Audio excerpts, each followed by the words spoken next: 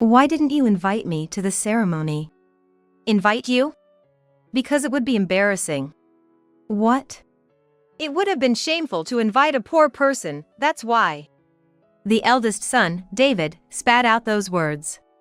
However, at his brother's wedding, he shouted, "Hey! Give me some money! This is a scam!" What happened to him afterward? I'm Linda, turning 52 this year.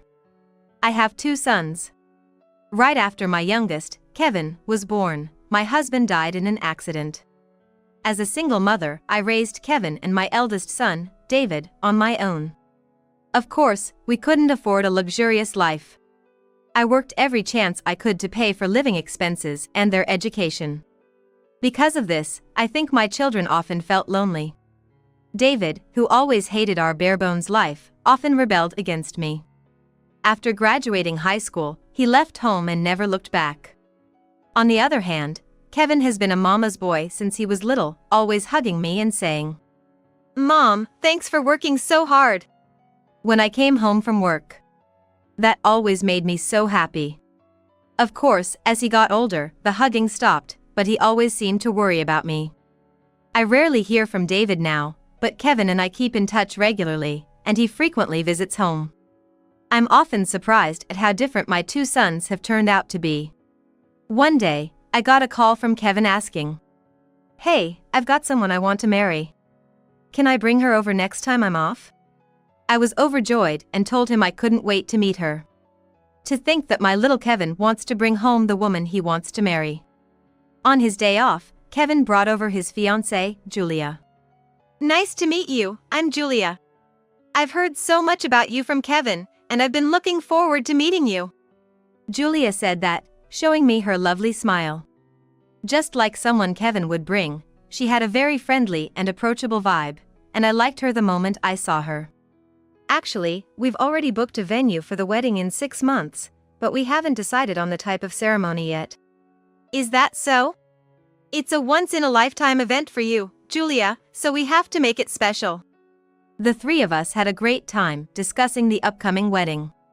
I felt so happy at the thought of my child getting married that I found myself getting teary-eyed as we talked.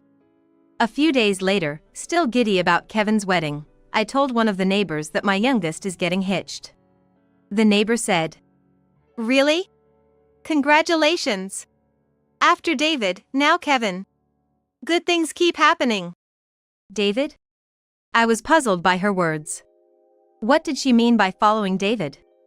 She then dropped a bombshell. You know, David got married a little while back, and now Kevin's following suit. David got married? As I stood there confused about what was happening, someone remarked, "You know, my eldest was invited to David's wedding and attended." You didn't know, Linda. I hadn't heard anything about David getting married. Shocked by the news, I rushed home and called David. It had been a while since we last spoke. We hadn't been in touch recently, so I anxiously waited for David to pick up the phone. Then I heard a familiar voice. "Hello? David? You got married, what do you mean?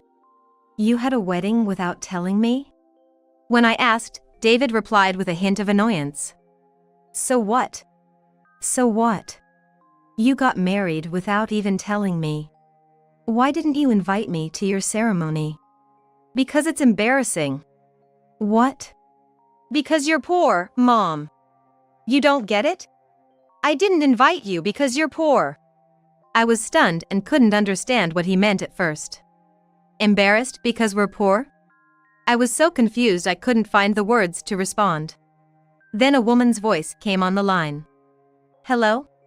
This is Kate, David's wife." "David's? You're quite slow, aren't you, Linda? You don't understand what David is trying to say? I happen to be a CEO's daughter, you know. My dad runs his own company. That means David is now the crucial heir to my father's company. Next month, the company's management rights will be his. Haven't you heard of Scat Corporation? Well, I guess someone living a bottom-of-the-barrel life like you wouldn't know. It's fine if you don't." Kate's words left me speechless. Poor and at the bottom. Could someone really say that to their mother-in-law? That's why David doesn't want anything to do with a poor person like you anymore. It's embarrassing, isn't it? From now on, could you please stop contacting us? You understand, right? Or is this too grand a scale for a poor person to grasp? Kate said some truly awful things to me, belittling me with such harsh words. As I stood frozen, phone in hand, I could hear Kate's laughter through the receiver. Then David's voice came through, saying, "That's just how it is, so stop contacting us. Having someone like you, who's as poor as my mom, around is just embarrassing for me. It's a disgrace, right? With this, I'm cutting off our family ties. You're a stranger now. Goodbye." And with that, the call ended. I was stunned and couldn't move for a while after such cruel words from David and Kate. David had indeed been avoiding me, but was there really a need for him to say something so cruel? To have our family ties cut off like this. I was so shocked that I just sat down right there. The next day, Kevin and Julia came over to talk about the wedding. I debated whether to tell them what David and Kate had said, but the shock was too much for me. I couldn't bear it without telling someone. Upon hearing the story, Kevin became furious. "I can't believe my brother could be such a person. That's absolutely unforgivable." And Julia was just as angry. "How could anyone say such things to his mother? Who does she think raised her?" Thank you both. I'm sorry for bringing up such an unpleasant topic. No need for you to apologize, Mom. But for someone, rich or whatever they claim to be, to say that to their mother-in-law is the lowest of the low. It seems like being the daughter of a CEO really comes with a high pride. I wonder if Scat Corporation is really that big of a company. That's when Kevin said. He seemed to have realized something. Hold on. Mom, that company name. He seemed to have realized something. What is it? I asked, and Kevin started looking something up on his smartphone. Then he said. Just as I thought. Mom, actually.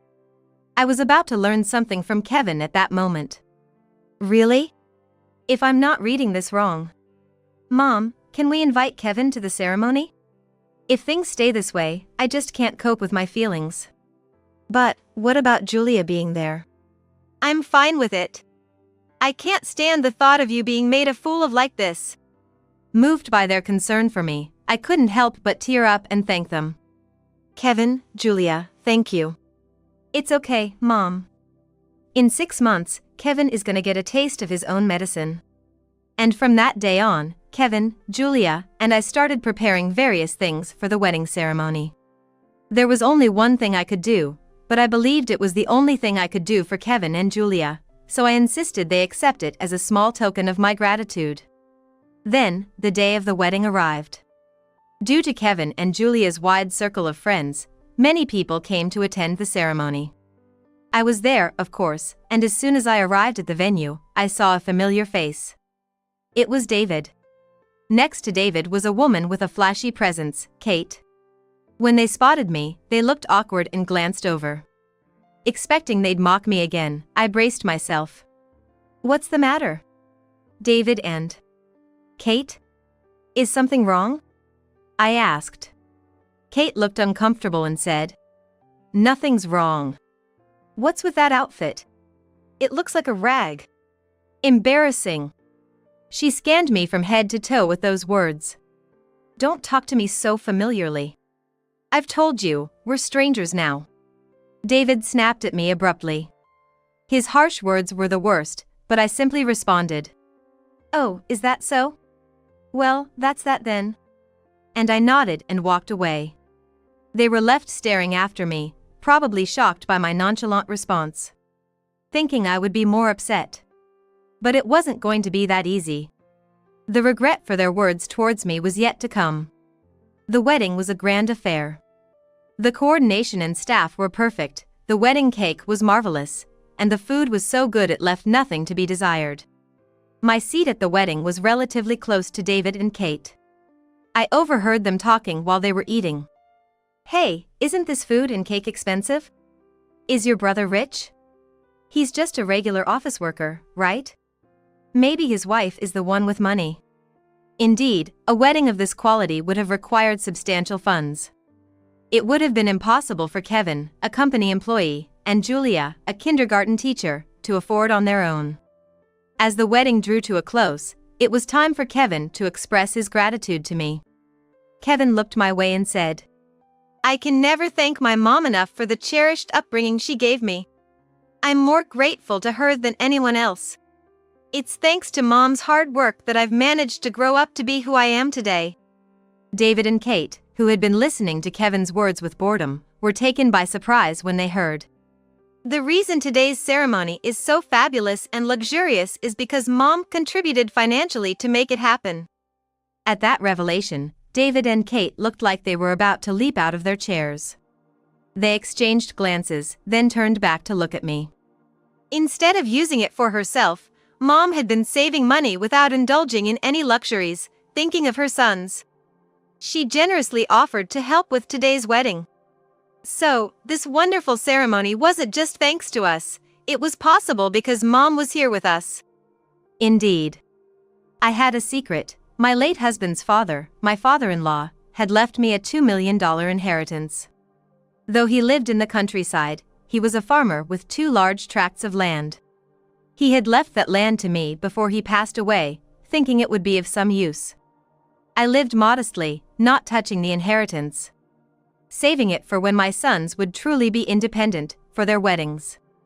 However, David and Kate had arrogantly married without informing me, cutting me out of their lives. If they had just kept me informed, even that inheritance would have been shared with David. In the middle of the ceremony, David and Kate raised their voices in front of all the attendees and yelled, "Hey! Why aren't you giving us the inheritance?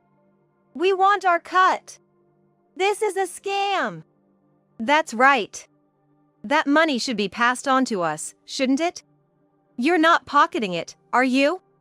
Everyone's attention was drawn to the 2 of them as they shouted at me. This was to be expected. I said coldly to them, "This has nothing to do with you. Didn't I just say? We're strangers, aren't we? Why should I have to give an inheritance to a stranger?"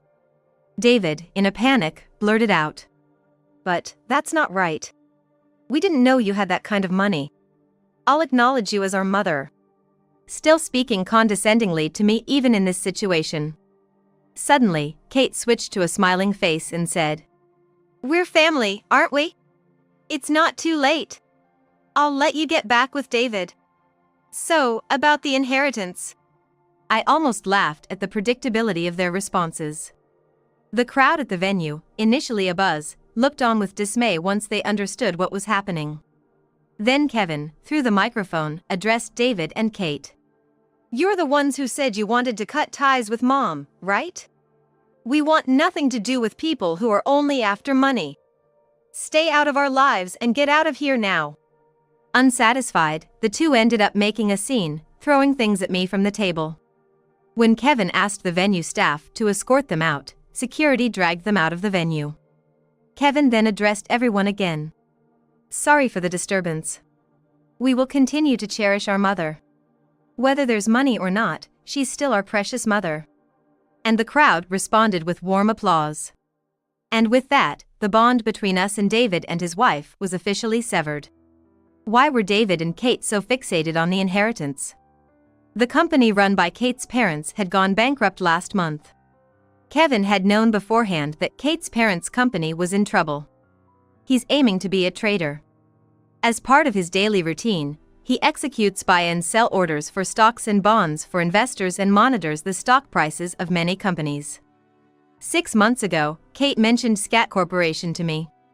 It turned out, the company had been starting to falter. It seems likely that neither David nor Kate knew about it, as they were bragging over the phone, but Kevin knew that the company would probably go bankrupt. Kate's parents probably rushed to approve of her marriage to David and dumped the company on them to avoid being burdened with debt themselves. And then the company went bankrupt shortly after. David and Kate, who knew nothing, were suddenly saddled with overwhelming debt and had no place to live. Kevin knew this, but chose not to tell David, unable to forgive David's terrible insults towards me. As a result, David and Kate are now renting an old apartment, with Kate working as a cashier at a supermarket and David doing construction work while looking for a new job. They must be feeling the hardship of working for a living. They would have been desperate for my inheritance, but life isn't that sweet. They should realize how harsh it is to declare someone a stranger, even your own mother. Afterward, David called my cell phone many times. Of course, I had no intention of helping David, and it was he who declared us strangers. Kevin also said he had no intention of helping David, and we blocked all contact from him. And now, we are actually building a small new single-story house on a small piece of land a bit out of town. There was a chance that David might come to our old house, so we used the money saved for David for the new house instead. We are looking forward to the house being completed. 4 months after Kevin and Julia's wedding, we found out that Julia was pregnant. The thought of having our first grandchild is incredibly exciting. I hope to continue living a peaceful life, fitting for me. I just wish to cherish Kevin and Julia, who have always protected me, and live happily ever after. My name is Keith. I live in New York with my wife, Karen. We used to work at the same company. Though we were in different departments, we were on the same floor and initially only exchanged greetings. I found her incredibly attractive and eventually started sitting with her in the company's break area during lunch. From there, we began talking more. During one of our conversations, I suggested, "How about we go out for drinks sometime?" Her response was, "Sure, but I'm bringing a cute coworker with me, so recommend a nice place, please." I remember feeling over the moon when she accepted my invitation, since I had always thought she must be popular. The following weekend, we went out for drinks in a group of 3 men and 3 women, bringing along our coworkers and juniors. Karen looked stunning in her casual attire, and she completely captured my attention. Of course, I had already told the coworker I brought that I was interested in Karen, so the atmosphere was quite lively and we had a great time. When the mood shifted towards going to a second location, I pretended to be drunk and slipped away from the group, ending up at a hotel with Karen. Our relationship started in an unconventional way, but we eventually became a couple and decided to marry a few years later. At that time, some female colleagues seemed concerned, but I was too filled with joy at the prospect of having a beautiful wife to care much about their worries. Looking back, I wish I had paid more attention to what those women were saying. Married life, which I had anticipated to be full of happiness, wasn't always smooth sailing. My work suddenly became very demanding, I was staying late every day, and I even had to work on weekends. It was a challenging start to our married life, which we had hoped to enjoy fully. I was concerned that the lack of shared meals was making Karen feel lonely. "I'm sorry for being so busy lately that we haven't been able to have meals together." I apologized. "It's okay," she reassured me. "It gives me time to focus on things at home. I've been having lunch with a friend I met through my part-time job, and it's been quite fulfilling." "That's good to hear," I replied. "But don't overwork yourself, Keith." I felt relieved to see Karen managing well at home and finding her own ways to enjoy life even when I couldn't give her much attention. About a year into our marriage, my job finally started to settle down, and we began to enjoy our weekends together. I made the most of this time by going out with Karen and trying to make up for the moments we missed during our first year of marriage. One day, Karen mentioned, "I think it's about time we start trying for a baby." The timing felt right since my work had just come to a good stopping point, and it had been exactly a year since our wedding. I was delighted that we were on the same page. Eventually, we discovered that Karen was pregnant with a little life growing inside her. I asked her to quit her part-time job to prioritize her health. The prospect of becoming a father made me even more dedicated to my work. My colleagues and bosses celebrated with us, and I was driven by the mission to earn more to support my wife and child. Both sets of parents were thrilled about the arrival of their first grandchild, and even before the baby was born, they were discussing who would buy the crib, the stroller, and other essentials. The family interactions also increased, bringing everyone closer together. Several months later, we were blessed with the arrival of a healthy baby boy. When I touched his tiny hands and feet for the first time, I was moved to tears. It's curious how he's so adorable that I never tire of watching him. Just the thought that I'll be able to watch him grow for decades to come made me feel like my life had meaning. The boy was the spitting image of Karen, and everyone said he'd be a heartbreaker when he grew up. Right on the money, I couldn't see much of myself in him, but I figured there'd be plenty of father-son chats I'd be responsible for down the line, and that was fine by me. 3 years later, on one of my days off, Karen mentioned she was going out for lunch with some mom friends, so I stayed home with our now 3-year-old son. We were watching TV when suddenly, he fell ill. He was suffering from vomiting and diarrhea, looking so miserable that I rushed him to the local clinic. I texted Karen just to say we were at the clinic but not to worry. The doctor thought it was just a cold but decided to do a blood test just to be safe. The test confirmed it was indeed just a cold, but while looking at the test results the doctor handed me, I stumbled upon a shocking truth. The blood type listed was B. B. I muttered it to myself, or so I thought, but it came out loud enough for the doctor to give me a puzzled look. I thanked him quickly and left the examination room. I'm type A. And Karen is type O. The possibility of us having a type B child baffled me. At that moment, my mind was a whirlwind of confusion. I told myself it must be some mistake. Over and over, but I couldn't dismiss a growing suspicion. When we got home, Karen had already returned and asked how everything went, but I'm not sure if I responded properly. No matter how much I thought about it, I couldn't come to a satisfactory conclusion, and without anyone to turn to, I decided to get a DNA test. The wait for the results was excruciating, and though I went through the motions of responding to Karen and my son, my mind felt foggy. The results were clear, he wasn't my son. It felt like everything I had built up was crumbling down all at once. I'd never experienced such a feeling before, not when I flunked an exam or got dumped by a girlfriend. After the results, I found myself unable to see the boy as my son, and I even began to wonder why this creature was living in my house. You might think that after raising a child for 3 years, even if not by blood, affection would develop, but it didn't for me.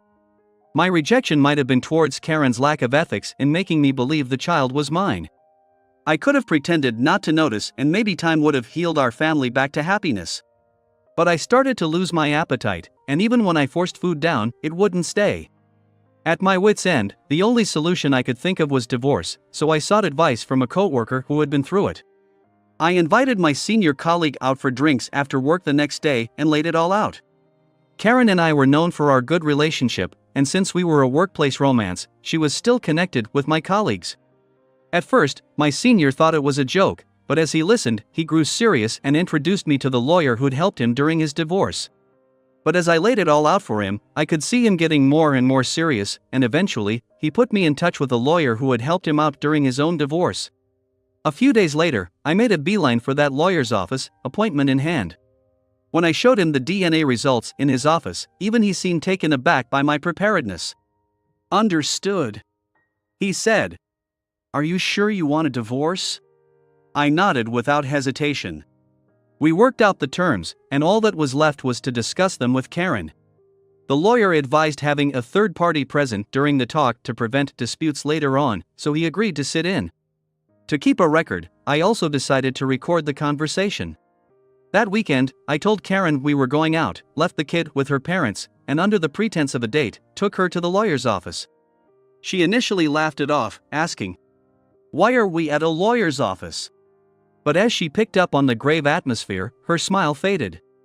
Fearing my emotions would get the better of me, we agreed the lawyer would do all the talking. Karen was shown the DNA test results by the lawyer, and when she heard the demand that I wanted a divorce, custody of our children, and a refund of alimony and the child support I had been paying, she began to shake uncontrollably and her face went pale.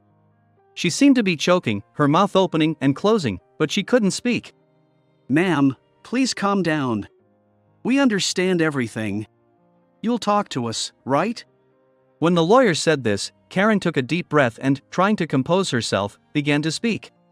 The father of the child was the manager of the store where Karen worked part-time. When my job kept me busy and we were living like ships passing in the night, he approached her. Feeling lonely, Karen accepted an invitation to dinner, thinking it was harmless, but that very day they crossed a line. Their affair didn't end with just one encounter. She lied to me about going to lunch with friends and met with him several times. She had been on the birth control at first, but one day she forgot to take it, and just by chance, she met up with the manager that day, and she became pregnant. Fearing that I would find out, she told me she wanted a child. When I heard this, I felt sick to my stomach. Karen herself didn't know whose child it was until it was born, but after the birth, she realized immediately based on the blood type that it was the manager's. As the child grew, Karen thought they looked like the manager but assumed if she kept quiet, it wouldn't be discovered. After hearing Karen's story, the lawyer asked, "Do you still have contact information for this person?" "Yes." "Then call him right now, please." Karen was visibly shocked, unsure of what to do. "You have to inform him that he has a child." The lawyer insisted. Realizing resistance was futile, Karen did as instructed and made the call, arranging to meet the manager near the lawyer's office. On the day of the meeting, I saw Karen and the manager in front of the bus turnaround that resembled a station. The lawyer and I approached them and asked them to come to the office. The manager, unable to grasp the situation and laughing nervously, followed us. When he listened to the recording of Karen's story at the office, he gradually turned pale. When the lawyer conveyed my demands to Karen, the previously passive manager exploded, showering Karen with abuse. "Please, let's remain calm and talk this through," the lawyer interjected. The manager, struggling to contain his panic, began to speak. Apparently, he had overheard Karen expressing feelings of loneliness to another part-time staff member at the store, and with ulterior motives, he invited her for drinks and took her home. Despite knowing she was married, he went ahead with his actions. Hearing this, the lawyer stated firmly, "In that case, you will also pay the husband alimony and child support. Remember, we have this recorded, so if it goes to court, we'll have the upper hand." The manager, in a panic, denied any responsibility, but the lawyer continued. "You're married, aren't you? That ring on your left hand is quite telling. Can you please call your wife here?" Even the brazen manager screamed that it was impossible, but finally agreed after being persuaded that the truth would come out in a lawsuit anyway, and his wife was called in. When the manager's wife heard the story from the lawyer, she was furious. She threw her wedding ring at the manager and screamed, "We're getting a divorce!" The lawyer and I managed to calm her down, and she burst into tears, saying she really wanted a divorce and told the lawyer to make her husband pay whatever alimony was needed. In the end, Karen, having no income, was only required to pay a minimal amount of alimony, while the manager was left to pay the rest of the alimony and child support in a settlement. After that, I was mentally exhausted from all the ordeal and had to take a leave of absence from work. The divorce was finalized, and I decided to take some time off at my parents' home, so I moved out of the house we lived in. I've been working hard, driven by the motivation to support my family, but now I find no fulfillment in my job anymore. Still, the colleagues and bosses I consulted about the divorce have been encouraging, telling me we should go out for a drink once I've settled down. I've cried and apologized to my parents back home for all that's happened. I've worried them so much that I'm thinking, once my mental state is stable, I might take them on an overseas vacation. Sometimes, I feel like I hear a voice calling out "Daddy" from somewhere. I can't make heads or tails of what this is. They say it's not the kid's fault, but is it wrong that I just can't see that child as my son? To be honest, I feel like I'll never be able to sort this out for the rest of my life.